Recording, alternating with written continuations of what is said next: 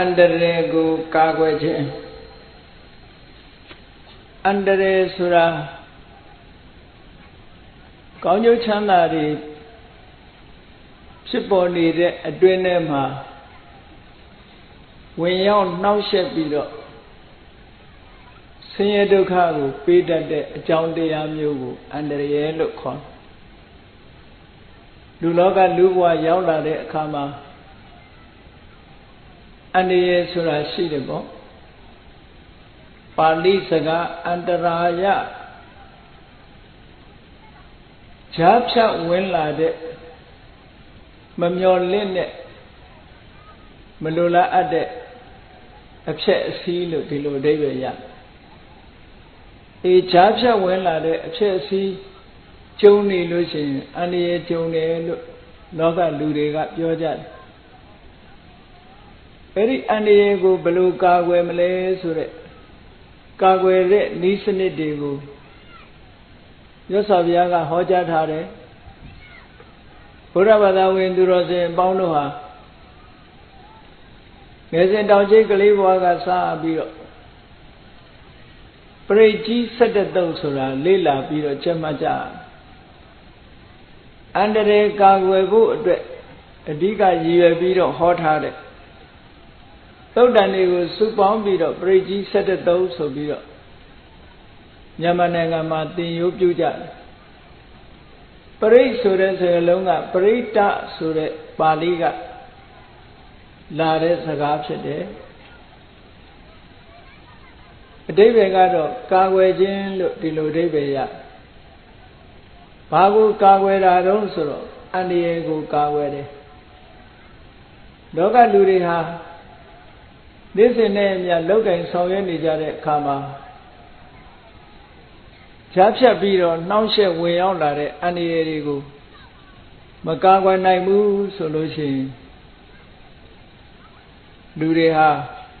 Pawa Omi Musura, Juba Ato Nanyama Mobu Tajamo Anieke on Josa Jayade Anie Suram Niare Anie Shidalu, Mamiare Anie Leside Niare Anie Jaro Chibi Shauno Yare Mamiare Anie Jaro Mimi Mamien Naili Edreja Anie Jola de Akama Yode Sunduya Chidoja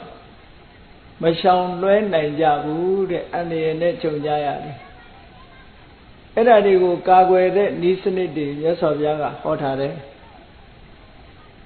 Tigani Buddha Yasa Hotare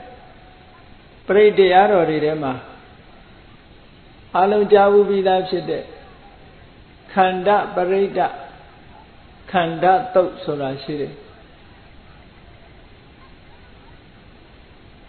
Lea Ganjon Longan in the Mwini Jade Down to Ledama Buddha Vada with Turosiniha Muizuri Aniego Machakana Choyayalu Yamananga Anan Yama Nisene and Ya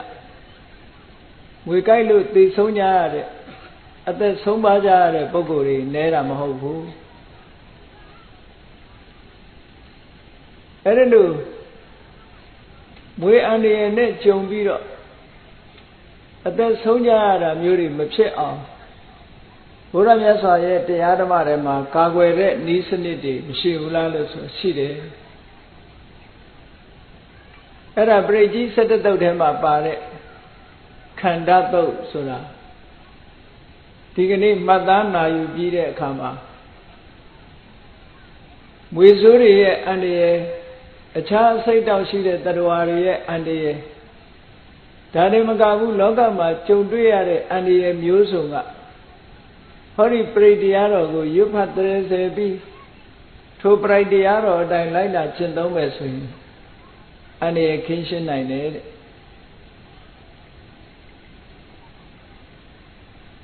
Era Jamolo Yoyo Gigi net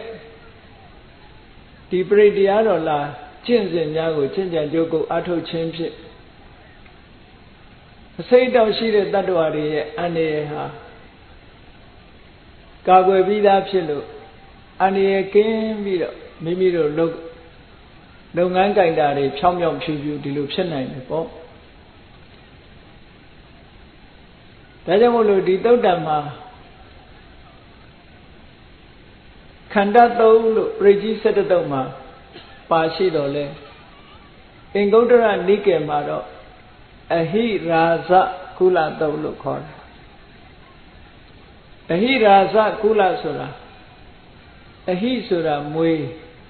ရာဇကုလဆိုတာမင်းမျိုးမွေမင်းမျိုးနဲ့ပတ်သက်တဲ့တုတ်လို့ဒီလိုအဟိရာဇကုလတုတ်လို့ဒီလိုဟောတယ်950ဇတ်ထဲမှာဒီတုတ်တံကိုခန္ဓာဇတ်ဆိုပြီးတော့မြတ်စွာဘုရားဟောထားတာရှိတယ်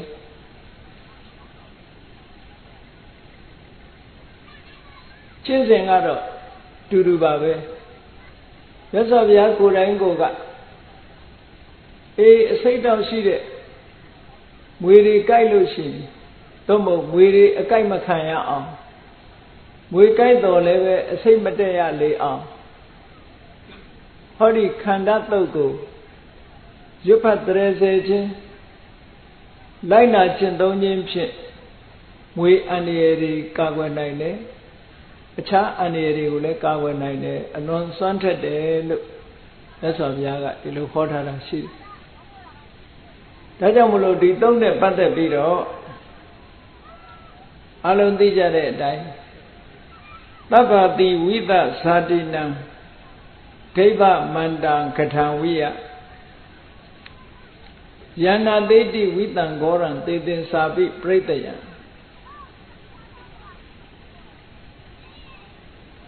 အာတိဝိသဆိုတာအစိတ်တက်တာအလွန်ကိုမြန်လို့သူကအာတိဝိသအာတိဆိုတဲ့အဓိပ္ပာယ်ကအာတုဆိုတဲ့စကားလုံးကလာအာတုဆိုတာလင်းလင်းမြန်မြန်တက်လာတတ်တဲ့ဝိသအစိတ်တဲ့မွေများလူကိုကိုက်လိုက်ပြီဆိုလို့ရှိရင်လူတွေရဲ့သွေးကြောတွေရောက်ပြီးတော့အစိတ်တက်တာအလွန်မြန်တယ်အဲ့ဒီမွေဆိုးတွေကြတယ်အဲ့ဒီအစိတ်လင်းမြန်တဲ့မွေတွေကိုအာတိဝိသလို့ခေါ်တယ်နောက်အဓိပ္ပာယ်တစ်နည်းကအာတိဆိုတာမွေဆွဲကိုပြောတာအဲ့ဒီမွေဆွဲထဲမှာအစိတ်တွေရှိတယ်မွေဆွဲကအဆွဲမှာအခေါင်းလေးတွေပါတယ်အဲ့ဒီအခေါင်းလေးထဲမှာအစိတ်တွေပါမွေရကိုက်လိုက်ပြီဆိုလို့ရှိရင်လူရဲ့သွေးတဲ့အဲ့ဒီအစိတ်တွေကြံရစ်တယ်အဲ့ဒီအစိတ်ဟာလွန်လင်းမြန်မြန်နဲ့အထက်ကိုတက်လာတတ်လို့အာတိဝိသလင်သောအစိတ်ရှိတယ်အစိတ်တက်လာပြီဆိုလို့ရှိရင်လူတွေဟာအသက်ရှင်ဖို့ခက်ခဲပြီးတော့သွားတာပေါ့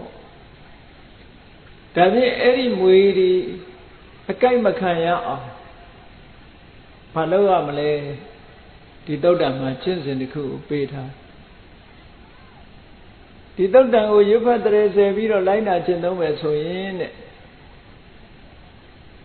သဗ္ဗတိဝိသဇာတိနံစိတ်ပြင်းထန်တဲ့မွေတွေအားလုံးရဲ့ပြင်းထန်တဲ့အစိတ်တွေကို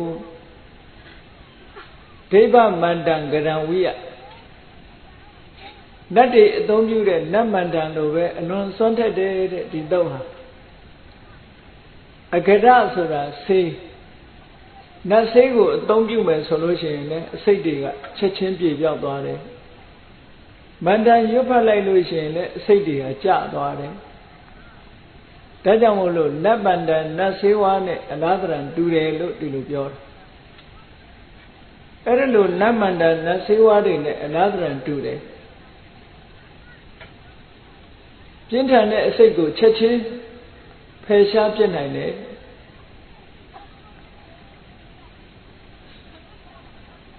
အဲ့ဒါလို့ဖယ်ရှားပြစ်နိုင်တာဟာ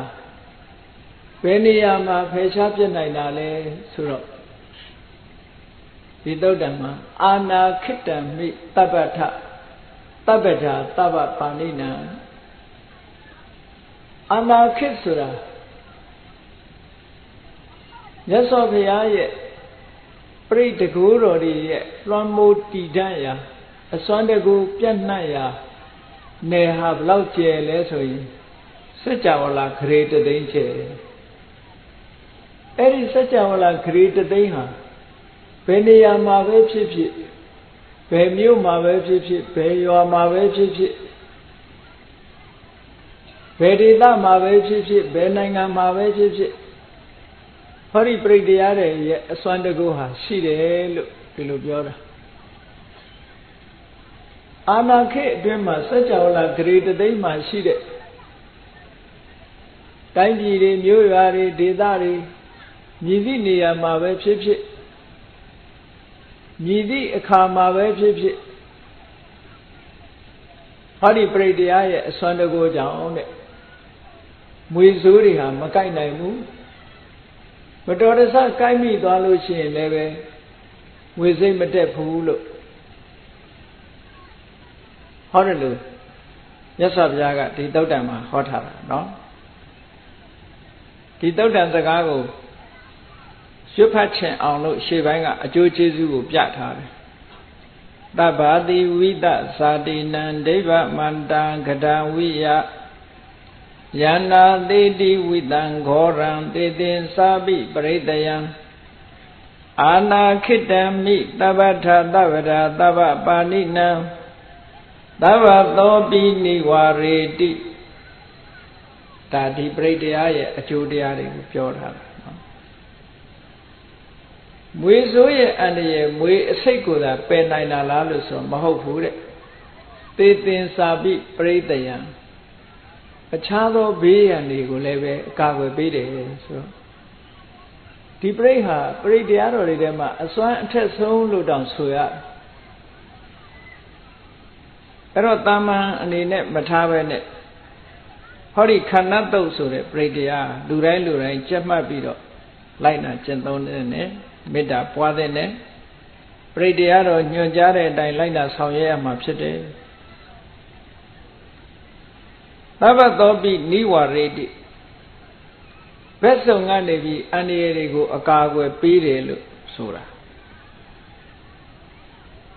အဲ့ဒါကြောင့်မို့လို့ဒီပရိတရားရဲ့တကူကိုယူပြီးတော့ဘုန်းကြီးတို့တွေအန္တရာယ်ကင်းဝေးမှုကိုအကာအကွယ်ပြုကြရမှာဖြစ်တယ်တဲ့မိမိတို့ရဲ့နေ့စဉ်ဘဝအန္တရာယ်ကင်းရှင်းခြင်းနဲ့အန္တရာယ်ခတ်သိမ်းဘေးရန်ခတ်သိမ်းကင်းငြိမ်းလို့ဒါတွေကဆူတောင်းနေုံနဲ့မရဘူးလှုပ်ဆောင်ရမယ့်ကိစ္စတစ်ခုကိုလှုပ်ဆောင်မှုလိုအပ်တယ်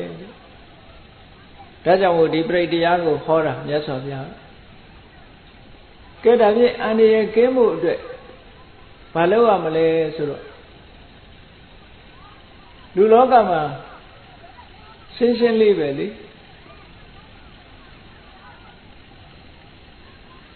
ကိုယ်ကိုအန္တရာယ်ပေးတယ်ဆိုတဲ့အရာတွေဟာ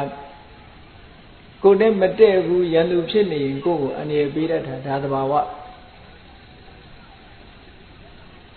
အဲ့တော့အန္တရာယ်ပေးမဲ့ပုဂ္ဂိုလ်ပဲဖြစ်စေကိုယ်နဲ့မိတ်ဆွေဖြစ်သွားလို့ရှိရင်ကိုယ့်အတွက်အန္တရာယ်မရှိဘူးပေါ့ဒါကြောင့်မို့လို့အစိတ်ပြင်းထန်တဲ့တတ္တဝါတွေနဲ့မေတ္တာနှောင်ကြိုးဖွဲ့ပြီးတော့မိတ်ဆွေဖွဲ့ဖို့လိုအပ်တယ်တဲ့ဒါနံပါတ်1ကမိတ်ဆွေဖွဲ့ရမယ်လောကမှာအစိတ်ပြင်းထန်တဲ့မွေမျိုးနဂါးမျိုးဟာ၄မျိုးရှိတယ်ဆိုပြီးတော့မြတ်စွာဘုရားပထမစပြီးတော့ဟောဝိရူပခေဟိမေမေတ္တံမေတ္တံဧရာပထေဟိမေသဗ္ဗပုဒ္ဒေဟိမေမေတ္တံမေတ္တံကန္နာခောရမကေဟိသာတဲ့ဒီဝိရူပခနံပါတ်1မွေမျိုးနဂါးမျိုးပါဝိရူပခနောက်ဒုတိယအမျိုးအစားကဧရာပထမွေမျိုးတတိယအမျိုးအစားကသဗျာပုဒ္ဒဆိုတဲ့အမျိုးစတုထအမျိုးအစားကကန္နဂေါရမအဲ့ဒီလိုမွေ၄မျိုးရှိတယ်ဝိရုပက္ခဆိုတဲ့မွေမျိုးဧရာပထဆိုတဲ့မွေမျိုးသဗျာပုဒ္ဒဆိုတဲ့မွေမျိုးကန္နဂေါရမဆိုတဲ့မွေမျိုး ဒီမွေမျိုးတွေဟာအလွန်အစိတ်ပြင်းထန်တဲ့မွေမျိုးတွေတဲ့ဗမာပြည်မှာဆိုလို့ရှိရင်မပွေးတို့မွေဟောက်တို့ပေါ့အလွန်အစိတ်ပြင်းတဲ့မွေတွေ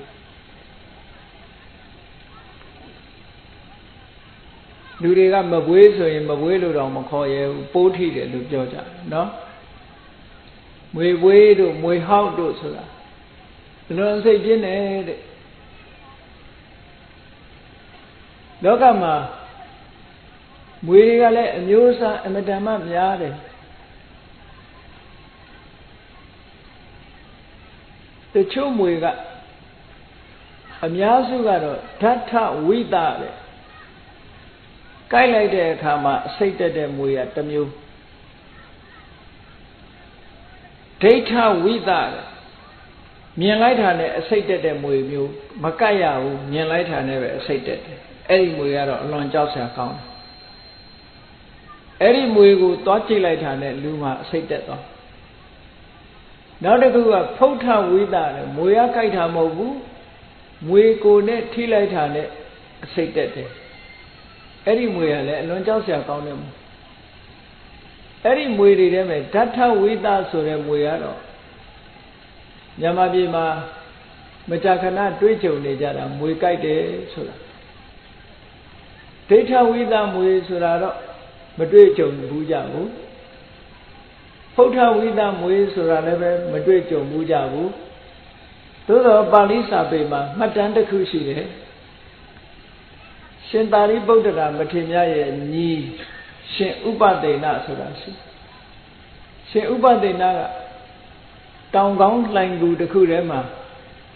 ထိုင်ပြီးတော့သင်္ကန်းလေးချုပ်နေတာအဲ့ဒီလိုချုပ်နေတဲ့အချိန်မှာခူနန်ရံမျက်နှာချက်ကမွေကလေးနှစ်ကောင်ကတစ်ကောင်တစ်ကောင်ဆော့ကစားနေရကနေပြီးမွေလေးတစ်ကောင်ကရှင်ဥပဒေနရဲ့ပခုံးပေါ်ဖတ်ခနဲ့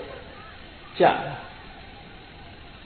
ဖတ်ခနဲ့ကြာလိုက်တာနဲ့တပြိုင်နက်တစ်ခုလုံးအစိတ်တက်သွားအဲ့ဒါနဲ့ရှင်ဥပဒေနရှင်သာရိပုတ္တရာရဲ့ညီအရင်ပေါ့ယဟန္တာကြီးပဲ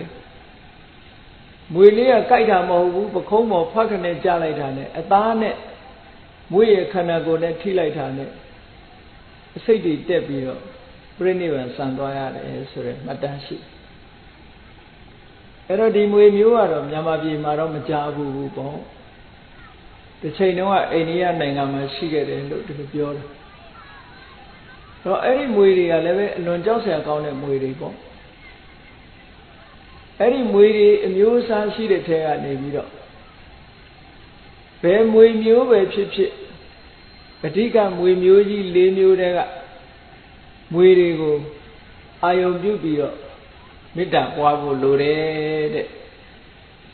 မေတ္တာပွားတယ်ဆိုတာမိတ်ဖွဲ့တာပဲဒါကြောင့်မို့ဝိရုပက္ခေဟိမေမေတ္တံဆိုတာဝိရုပက္ခမွေတွေနဲ့လည်းပဲမိတ်ဆွေဖွဲ့ပါတယ်မေတ္တာသက်ဝင်ပြီးတော့ကျွန်ုပ်နဲ့အပြန်အလှန်မေတ္တာထားပြီးတော့မိတ်ဆွေဖွဲ့ပါတယ်လို့ဒီလိုမေတ္တာပို့ဖို့လိုအပ်တယ်ထို့တူပဲဧရာပထဆိုတဲ့မွေမျိုးတွေသဗ္ဗဗုဒ္ဓဆိုတဲ့မွေမျိုးတွေကန္နဂေါရမဆိုတဲ့မွေမျိုးတွေနဲ့လည်းမေတ္တာသက်ဝင်ချစ်ခင်ခြင်းဖြင့်မိတ်ဆွေဖွဲ့ပါတယ်လို့မေတ္တာပို့ဖို့မိတ်ဆွေဖွဲ့ဖို့လိုအပ်တယ်မေတ္တာရဲ့အစွမ်းတကူဟာအလွန်မှထက်တယ်ပေါ့ထိုးမွေတွေမိမိမြင်သည်ဖြစ်စေမမြင်သည်ဖြစ်စေလောကမှာရှိကြတဲ့အစိတ်ပြင်းထန်တဲ့မွေတွေနဲ့ကျွန်ုပ်ရဲ့မေတ္တာဟာထိုးမွေတွေနဲ့မေတ္တာသက်ဝင်ချစ်ခင်ခြင်းဖြင့်ထိုးမွေတွေနဲ့မိတ်ဆွေဖြစ်ပါရစေမိတ်ဆွေဖြစ်ပါတယ်မွေတွေပေါ်မှာမေတ္တာထားပါတယ်လို့ဆိုတာစိတ်ထဲကလည်းမေတ္တာအာယုံပြုပြီးတော့မေတ္တာပို့တယ်နှုတ်ကလည်းပဲရွတ်ဆိုတယ်ဆိုလို့ရှိရင်ထိုပုဂ္ဂိုလ်ဟာ နှုတ်ကလည်းရွတ်ဆိုမယ်စိတ်ကလည်းတကယ်မေတ္တာပို့နေမယ်ဆိုလို့ရှိရင်အဲ့ဒီမွေတွေဟာမိမိကိုအန္တရာယ်မပေးတော့ဘူးတဲ့ဘယ်တတ္တဝါပဲဖြစ်ဖြစ်ကိုယ့်ကိုအန္တရာယ်ပေးတဲ့ပုဂ္ဂိုလ်မှအန္တရာယ်ပေးတတ်တယ်ကိုကသူတို့အပေါ်မှာမေတ္တာထားလို့ရှိရင်တတ္တဝါတွေကလည်းကိုယ့်အပေါ်မှာပြန်ပြီးတော့မေတ္တာထားလို့ရှိတာဒါသဘာဝပဲပေါ့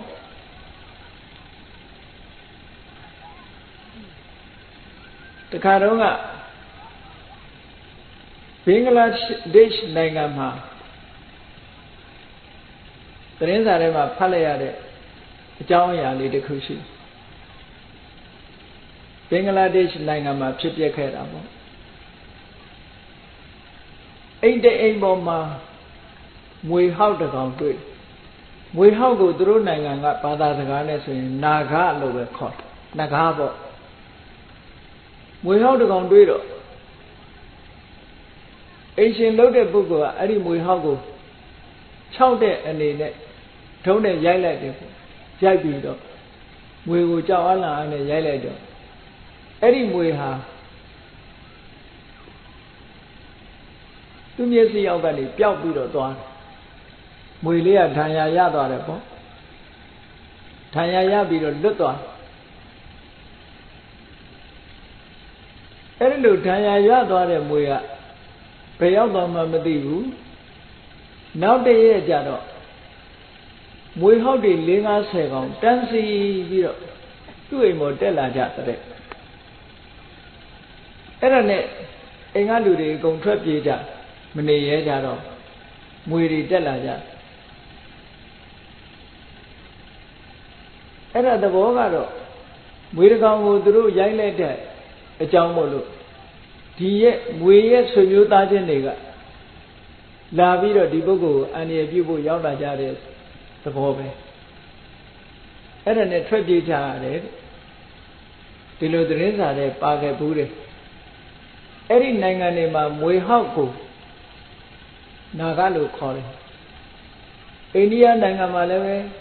မွေဟောက်ကိုနာဂလို့ပဲခေါ်တယ်ဗမာပြည်ကတော့နဂါဆိုလို့ရှိရင်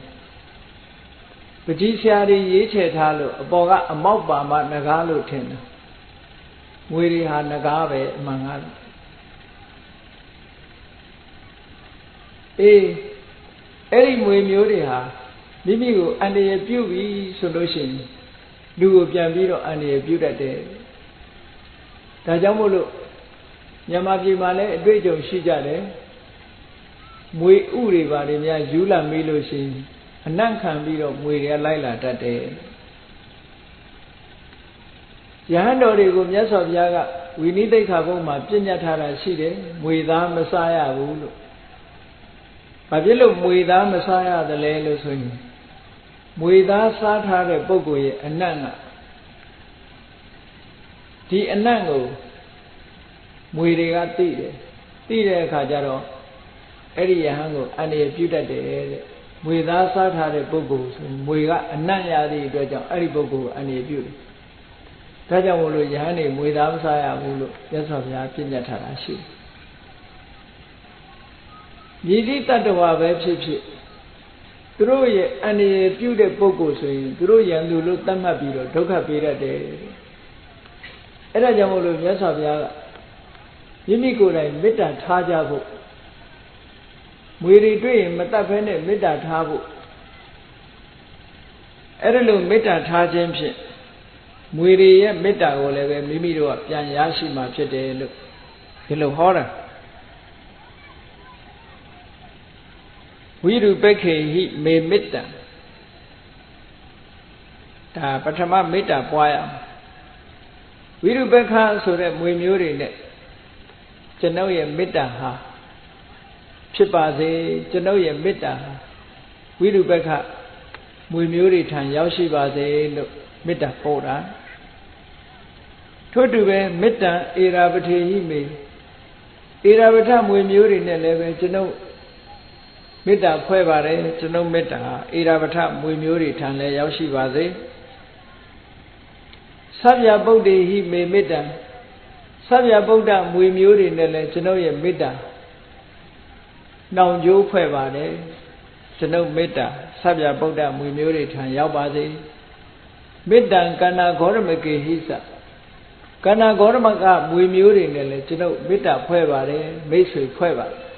ကျွန်ုပ်မေတ္တာတက်ရောက်ပါစေလို့ဒီလိုမေတ္တာပွားပါတဲ့အဲ့ဒီလိုမေတ္တာပွားခြင်းဖြင့်မွေတွေရဲ့အန္တရာယ်ဟာကာကွယ်ပြီးသားဖြစ်ပါတယ်နေ့စဉ်နဲ့အမျှဒီပါဠိလေးကိုရွတ်ဖတ်ခြင်းဒီအတိုင်းစိတ်ကနေအာယုံစိုက်ပြီးတော့မွေမှန်သမျှကိုမေတ္တာပို့ခြင်းဖြင့်မွေဆိုးတွေရဲ့အန္တရာယ်ကကင်းစင်နိုင်တယ်သို့မဟုတ်ရင်နေ့စဉ်နဲ့အမျှမြန်မာနိုင်ငံမှာလေယာလုပ်ငန်းလုပ်ကိုင်နေကြတဲ့ပုဂ္ဂိုလ်တွေမွေဆိုးအန္တရာယ်နဲ့အသက်ဆုံးရှုံးကြရတာအများကြီးပဲဒါကြောင့်မို့အကာအကွယ်တစ်ခုဆိုတာလူတိုင်းမှာရှိတဲ့နဲ့ပေါ့ဒါမွေတွေကိုအဓိကထားပြီးတော့ဟောတာနောက်တစ်ခုကလောကမှာမြည်သည့်တ attva ပဲဖြစ်ဖြစ်မိမိနဲ့မေတ္တာတက်ဝင်ချစ်ခင်နေဖို့လိုအပ်တယ်မေတ္တာခန်းချောက်သွားပြီဆိုရင်တူတူအန္တရာယ်ပြုနိုင်တယ်ပေါ့အန္တရာယ်ပြုတာနဲ့တပြိုင်တည်းအန္တရာယ်မကင်းဘူးဆိုတာဖြစ်လာနိုင်တယ်ဒါကြောင့်မို့လို့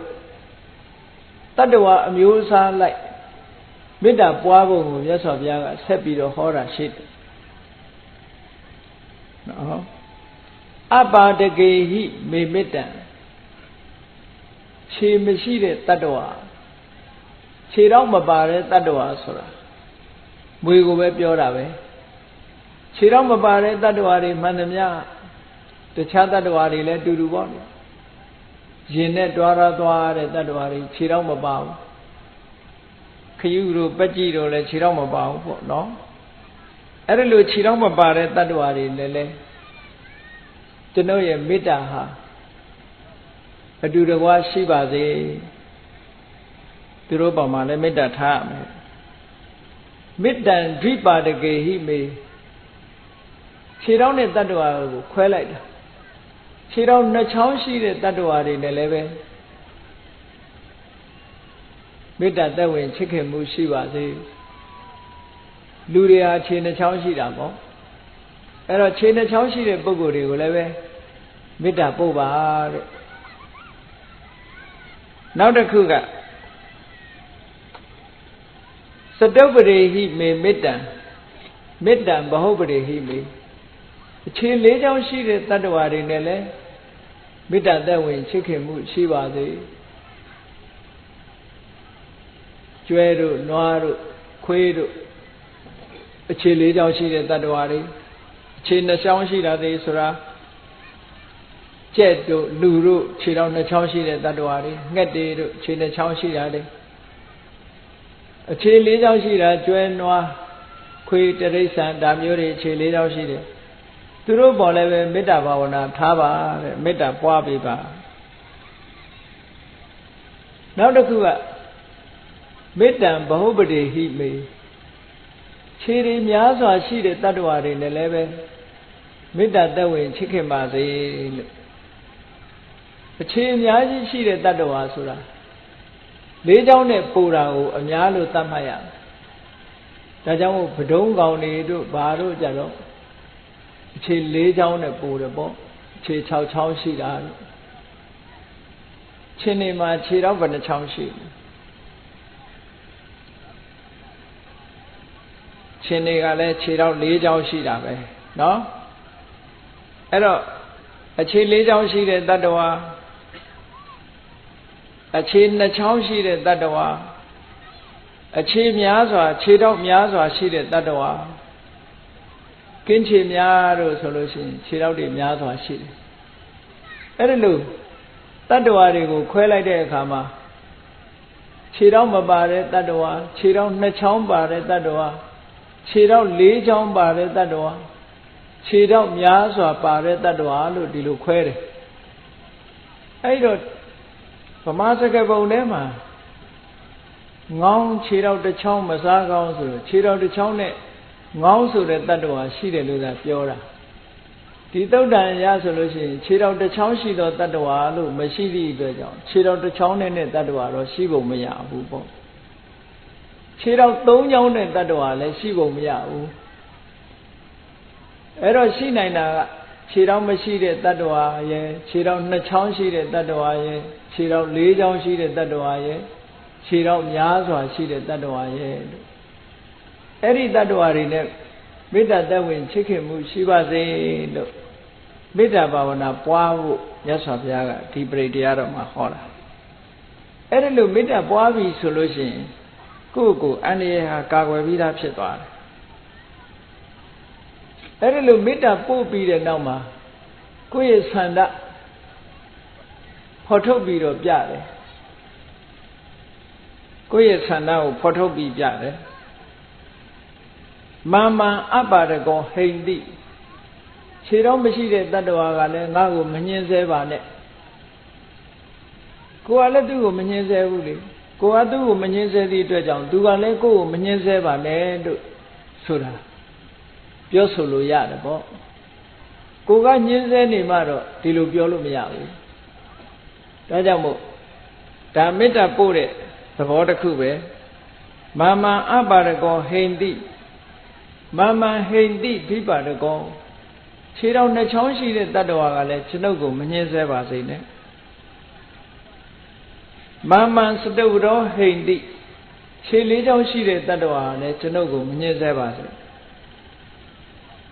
မာမံဟိန္တိဘဟုပရော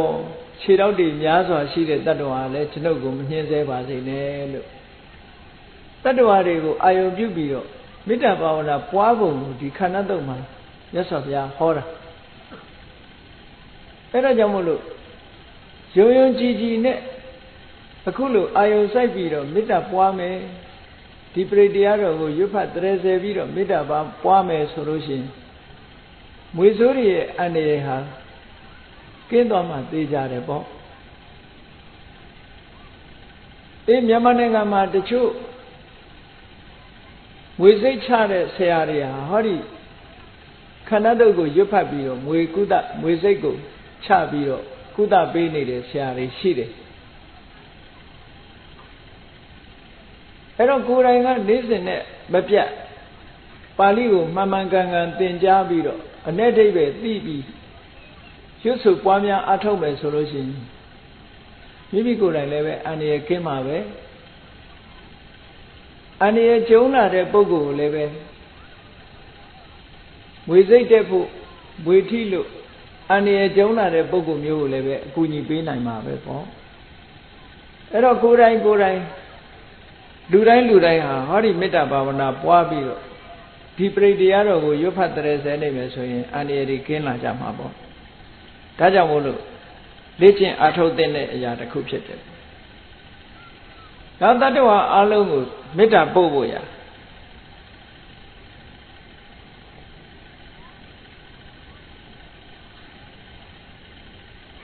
သဗ္ဗေတတ္တသဗ္ဗေပါဏာသဗ္ဗေဘူတာစကေဝလာတတ္တဝါမှန်သမျှနော်သဗ္ဗေတတ္တတတ္တဝါမှန်သမျှသဗ္ဗေပါဏာဆိုတာအသက်ရှူတဲ့တတ္တဝါတွေမှန်သမျှသဗ္ဗေဘူတာစကေဝလာကိုထင်ရှားရှိတဲ့တတ္တဝါတွေမှန်သမျှသဗ္ဗေဗတ္တရာနိပတ္တန္တုမေတ္တာပို့ပုံလေးတစ်ခုတတ္တဝါတွေအားလုံးဟာအကောင်းနေနဲ့ပဲတွေးဆုံကြပါစေလို့ဒီလိုမေတ္တာပို့ပါ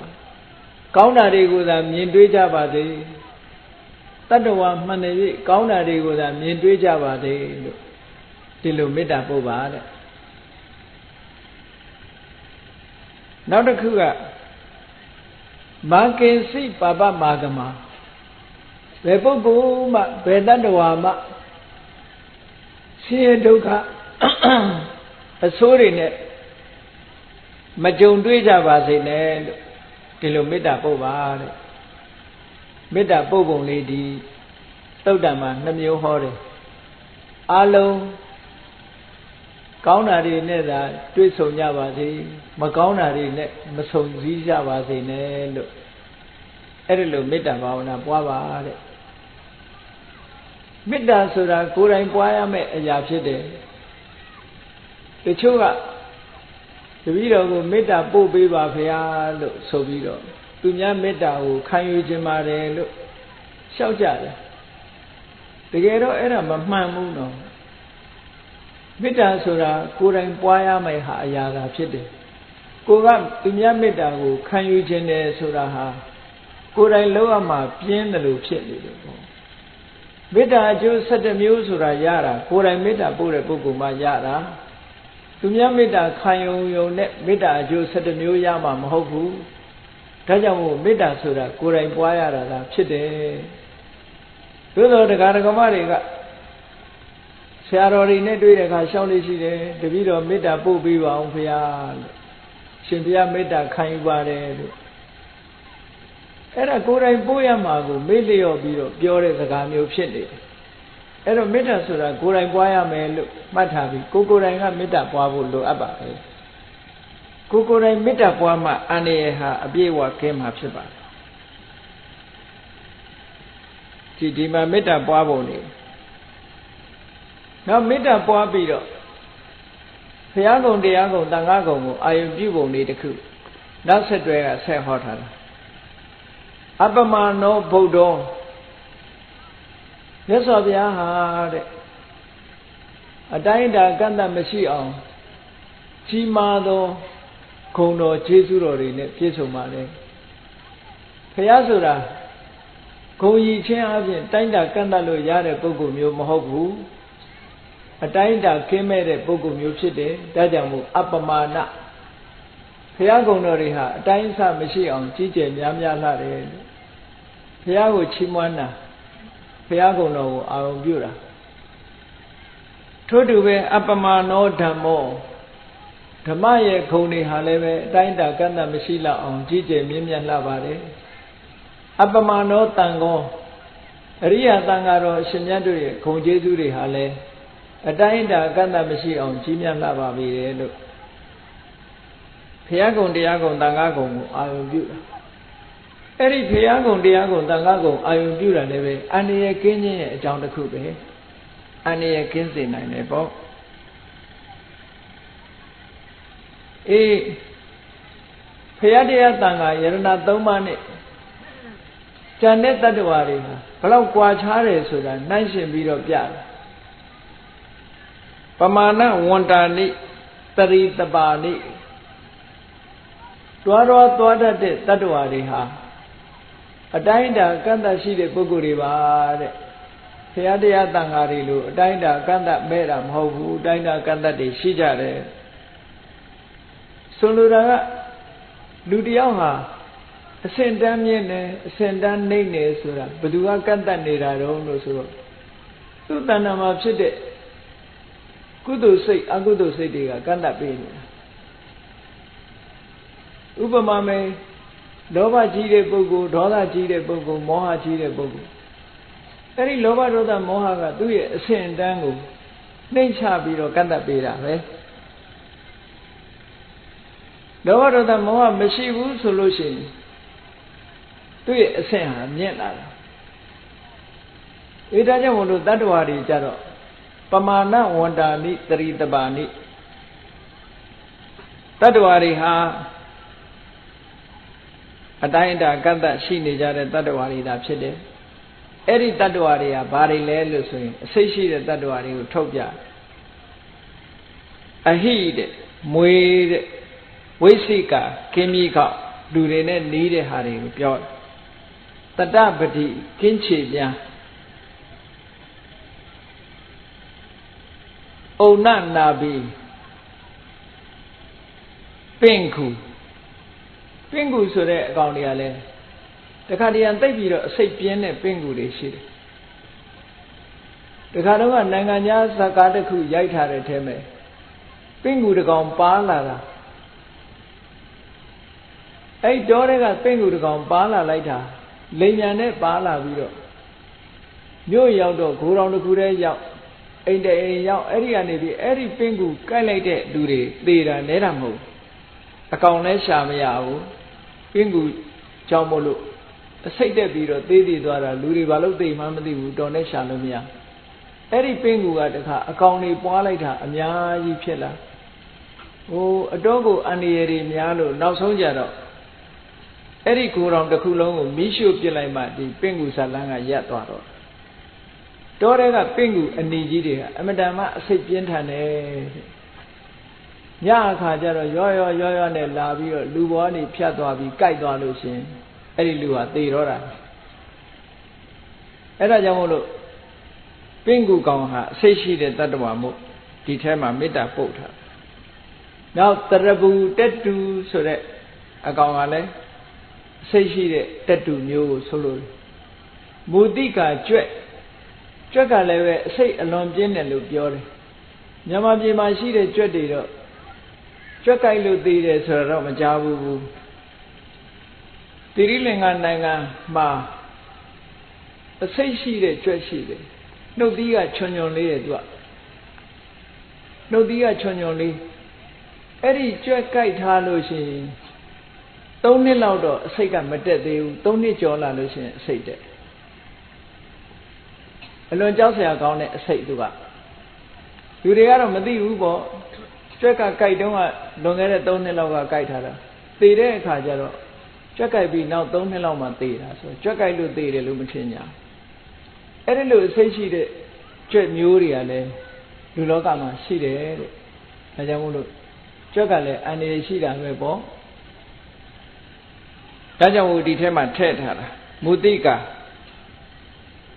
ကတာမေရက်ခာကတာမေပရိဒံကတာမေရက်ခာဆိုတာအဲ့ဒီတိရစ္ဆာန်တွေဝင်ရောက်ပြီးတော့မိမိကိုမနှောက်ယှက်အောင်အကာအကွယ်လှုပ်ထားပါတယ်အဆောင်ရှောက်လှုပ်ထားပါတယ်ကတံမေပရိဒံပဋိကမန္တုဘူတာနိဆိုအန္တရာယ်ပေးမဲ့တတ္တဝါတွေဟာဝေးဝေးရှောင်ပါလို့ဆန္ဒပြုတာကိုယ်အန္တရာယ်ပေးမယ်ဆိုရင်ကိုယ်အနာမရောက်လာပါစေနဲ့ဝေးဝေးရှောင်ကျင်နိုင်ကြပါစေလို့ဒီလိုဆန္ဒပြုတာလူရဲ့စိတ်ဆန္ဒကလည်းအလွန်စွမ်းအားရှိတယ်ဒါကြောင့်မို့လို့အဲ့ဒါလိုလဲဆန္ဒပြုရမယ်ပဋိကမန္တုဘူတာနိဆိုပြီးနောက်ဆုံးဏီကုန်းချုပ်တဲ့အခါကျတော့ဖယားရှိခိုးလေးနဲ့ဏီတုံးချုပ်တယ်သောဟံနမောဘဂဝတောဖယားစုစုကိုရှိခိုးပါတယ်ဖယားကိုရှိခိုးခြင်းနဲ့ဒီသုတ်တံကိုဆုံးသတ်ပြီးတော့နမောတတ္တနံသမ္မာသမုဒ္ဒနာဖယားခုနှစ်စုတို့အားလည်းပဲရှိခိုးပါတယ်ဖယားခုနှစ်စုဆိုတာဘယ်ဖယားတွေကိုပြောတာတော့လို့ဆိုတော့ဝိပတ္တိမြတ်စွာဘုရားရဲ့သိခိမြတ်စွာဘုရားရဲ့ဝိတ္တကူမြတ်စွာဘုရားအဲ့ဒီဘုရား၃စုရဲ့ဗဒ္ဒကဘာမှာပွင့်တဲ့ဘုရားက၄စုကကုတန္တမြတ်စွာဘုရားကောဏကဗနမြတ်စွာဘုရားကတ္တဝမြတ်စွာဘုရားဂေါရမမြတ်စွာဘုရားလို့ဒီကဘာမှာပွင့်တာ၄စုရဲ့ဒီအရင်ကပွင့်ခဲ့တဲ့ဘုရား၃စုရဲ့ပေါင်းလိုက်တော့9စုအဲ့ဒီဘုရား9စုကိုရှိခိုးတယ်စာရဲပါရင်အမြဲတမ်းဟောဒီဘုရား9စုပဲရှိခိုးတယ်နှစ်ကျိရှိစုဆိုတာကြတော့ဂေါရမဘုရားဗျာဒိတ်ခံခဲ့တာက24စုအဲ့ဒီဗျာကိရိခံခဲ့တဲ့ဘုရား24စုထဲမှာဂေါရမဘုရားကိုထည့်လိုက်တဲ့အခါ25စုအဲ့ဒီ25စုထဲမှာဒီပင်ကရာမြတ်စွာဘုရားနဲ့တကဘာတဲ့ပွင့်တယ်ဒီပင်ကရာမြတ်စွာဘုရားတဲ့အရင်ပွင့်သွားတဲ့ဘုရား၃စုကိုထည့်ပေါင်းလိုက်တယ်ဘုရား၃စုကိုထည့်ပေါင်းတော့တရဏင်္ဂရာတို့တဏင်္ဂရာတို့မေထင်္ဂရာဆိုတဲ့ဘုရား၃စုကိုထည့်ပေါင်းလိုက်တဲ့အခါကျတော့နှစ်ကျိ၈စုဆိုပြီးတော့ဒီကနေ့ခေတ်ကိုးကွယ်မှုကိုပြုနေကြတယ်အဓိကကတော့ဂေါရမမြတ်စွာဘုရားဗျာဒိတ်ခံခဲ့တဲ့ဘုရားတွေကိုနှစ်ကျိ4စုပေါ့အဲ့ဒီနှစ်ကျိ4စုထဲမှာဂေါရမဘုရားထဲတော့နှစ်ကျိ5စုဒီပင်ကရာမြတ်စွာဘုရားနဲ့တကဘာတဲ့ပွင့်တဲ့ဘုရား၃စုထပ်ပေါင်းတော့နှစ်ကျိ8စုအဲ့ဒါကိုကိုးကွယ်မှုပြုသို့တော့ဒီသုတ်တံမှာနှစ်ကျိ8စုသောဘုရားများကိုရှိခိုးမှုမပြုဘဲနဲ့ဘုရား9စုကိုသာဘာဖြစ်လို့ရှိခိုးသလဲ အလုံးသိကြလိမ့်မယ်အတ္တနာရိယပရိတ်ထဲမှာလည်းပဲဒီဘုရားခုနှစ်ဆူကိုပဲရှ िख ိုးတာပဲမဟုတ်လားဝိပဿိတ္တသနမတ္ထုစက္ခုမန္တတသိရိမတောဆိုပြီးအဲ့ဒီဟာစပြီးဝိပဿိမြတ်စွာဘုရားသိခိမြတ်စွာဘုရားဝိသဘူမြတ်စွာဘုရားကကုတ္တန္တကောဏကမနကတ္တဗဂေါရမဆိုဒီဘုရားခုနှစ်ဆူကိုပဲရှ िख ိုးတာဘာဖြစ်လို့တုံးလို့အကြောင်းရှာလို့ရှိရင်ဒီဘုရားခုနှစ်ဆူရဲ့သာသနာဟာဟောဒီစัจ java လာကဘာကြီးထဲမှာရှိနေသေးတယ်တဲ့တခြားဘုရားတွေရဲ့သာသနာမရှိတော့ဘူးဘယ်လိုရှိတာတုံးလို့ဆိုလို့ရှိရင်ဝိပဿနာမြတ်စွာဘုရားရဲ့တပည့်ဖြစ်တဲ့ဗြဟ္မာတွေဟာဗြဟ္မပြည်မှာရှိနေသေးတယ်ဗြဟ္မပြည်မှာရှိနေသေးသည့်အတွက်ကြောင့်ဝိပဿနာမြတ်စွာဘုရားရဲ့တပည့်တွေရှိနေသေးသည့်အတွက်ကြောင့်သူ့သာသနာရှိနေသေးတယ်လို့ဒီလိုပြောတာအဲ့ဒါကြောင့်မို့လို့32ပုံထဲမှာဗြဟ္မပြည်မှာထိုဘုရားတွေရဲ့သာသနာရှိနေသေးသည့်အတွက်ကြောင့်ဒီဘုရားခုနှစ်ဆူကိုပဲရှ िख ိုးတယ်ကျန်တဲ့ဘုရားတွေရဲ့တပည့်ပရိသတ်အဆက်ဆိုတာမရှိတော့ဘူးတဲ့အေးတပည့်အကျွင်းကြံရှိသေးတဲ့ဘုရားခုနှစ်ဆူကိုသာအာယုပြုပြီးတော့ရှ िख ိုးတာပါလို့ဟောဒီခန္ဓာတုတ်ပရိတရားတော်ဟာမွေဆိုးတွေရဲ့အန္တရာယ်မြတာမကအားလုံးကြုံတွေ့နိုင်တဲ့အန္တရာယ်တွေမှန်သမျှအကုန်လုံးပျောက်ကင်းစေနိုင်တယ်ဒါကြောင့်မို့လို့ဒီပရိတရားတော်မှာလာတဲ့အတိုင်းပရိတရားတော်ကိုရွတ်ဖတ်တရေဆဲခြင်းတို့ရွတ်ဖတ်တရေဆဲတဲ့အခါမှာအတိတ်တွေကိုနားလည်အောင်ရွတ်ဖတ်တရေဆဲပြီးမေတ္တာဘာဝနာကိုကြိုးစားပွားများအားထုတ်မယ်လို့ဆိုလို့ရှိရင်ငွေစိုးအန္တရာယ်သာမကအန္တရာယ်ခတ်သိမ်းကင်းငြိမ်းနိုင်တယ်ဆိုတာယုံကြည်ကြည်နဲ့လုပ်ဖို့အရေးကြီးပါတယ်အဲ့ဒီမှာပြင်ပအန္တရာယ်တွေကာကွယ်တာတဲ့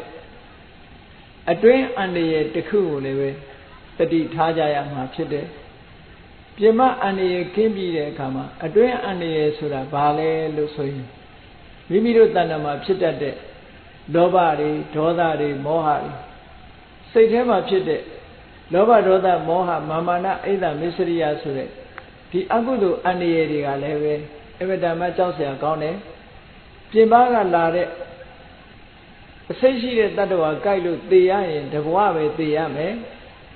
အေးလောဘဆိုတဲ့အစိတ်ဒေါသဆိုတဲ့အစိတ်မောဟဆိုတဲ့အစိတ်မာမာနအိဒမစ္စရိယစတဲ့အကုသိုလ်အစိတ်တွေတက်ပြီဆိုလို့ရှိရင်တဘဝတည်းမကဘူးတတန္တရာလုံးဒုက္ခရောက်နိုင်တယ်ဒေါသအစိတ်တက်လို့ဒီဘဝကအဆုံးသတ်သွားတဲ့ပုဂ္ဂိုလ်တွေဟာဘယ်မှာသွားပြီးတော့ဒုက္ခခံရတယ်လဲဆိုရင်ငရဲမှာသွားပြီးဒုက္ခခံကြရတယ်လောဘအစိတ်မိလို့ဒီဘဝကသေဆုံးသွားတဲ့ပုဂ္ဂိုလ်တွေဟာရေကုန်ရဘယ်မှာသွားပြီးဒုက္ခခံရတော့ဆိုရင်ပြိတ္တာဘဝမှာသွားပြီးဒုက္ခခံကြရတယ်မောဟအစိတ်တက်ပြီးတော့သေတဲ့ပုဂ္ဂိုလ်တွေဒီဘဝကနေသေသွားလို့ဘယ်မှာသွားပြီးဒုက္ခခံရလဲဆိုရင်တရိစ္ဆာန်ဘဝရောက်ပြီးဒုက္ခခံကြရတယ်တဲ့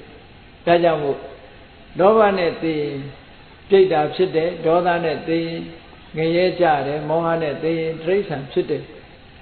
ဩအဲ့ဒီလောဘဒေါသမောဟဆိုတဲ့အစိတ်ကမှပို့ပြီးတော့ဆိုးွားတယ်ကြောက်เสียပိုကောင်းတယ်လို့ဒီလိုနှလုံးသွင်းမှုလိုအပ်တယ်ပေါ့အပြင်အန္တရာယ်တွေကင်းဖို့ကြတော့မြတ်စွာဘုရားကမေတ္တာဘာဝနာပွားဖို့နိလညွန်ပြတယ်အတွင်းအန္တရာယ်တွေကင်းဖို့အတွက်ကြတော့ဘာလုပ်ရမလဲမိမိတဏ္ဍာရှိတဲ့လောဘတွေကင်းသွားအောင်ဒေါသတွေကင်းသွားအောင်မောဟတွေကင်းသွားအောင်ဘာလုပ်ရမလဲလို့ဆိုရင်မဂ္ဂင်၈ပါးအကျင့်တရားကိုကျင့်ကြံကြိုးကုပ်အားထုတ်ကြရမှာဖြစ်တယ်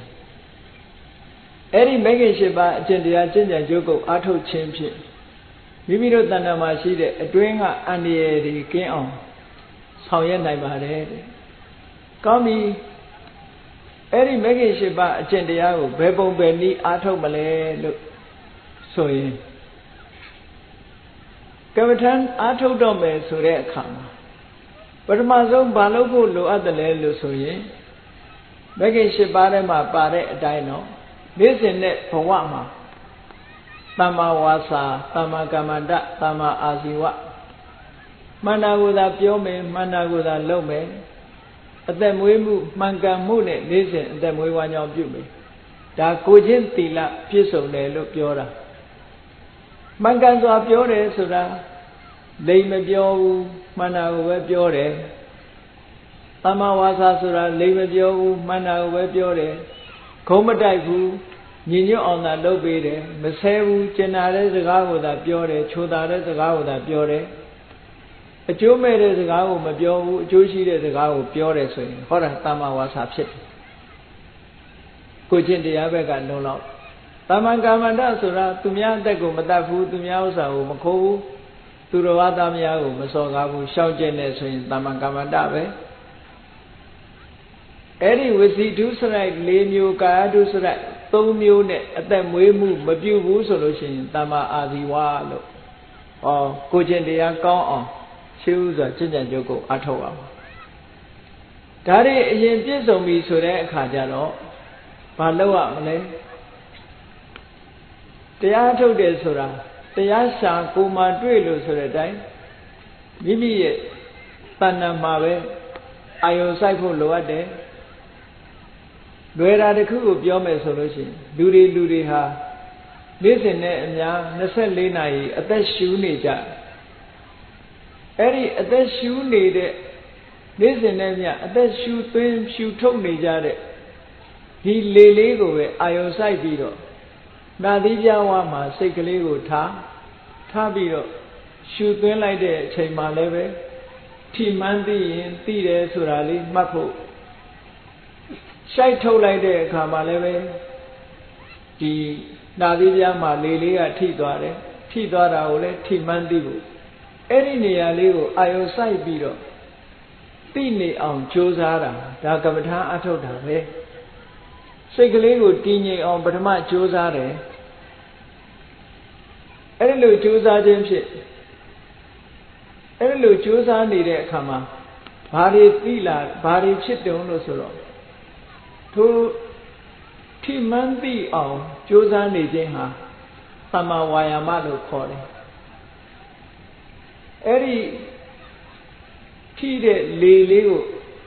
စင်ဆက်မပြအာယုံစိုက်ပြီးတော့ထားတာကသမ္မာတတိအဲ့ဒီအာယုံလေးပေါ်မှာစိတ်ကလေးငြိမ့်နေတာကသမ္မာသမာဓိတဲ့အဲ့ဒီလိုငြိမ့်နေတာကိုစင်ဆက်မပြဖြစ်နေအောင်ဒီအာယုံလေးပေါ်မှာသာတွေးကြံနေတာကသမ္မာသင်္ကပ္ပအာယုံရဲ့သဘာဝလေးကိုအမှန်သိသွားတာက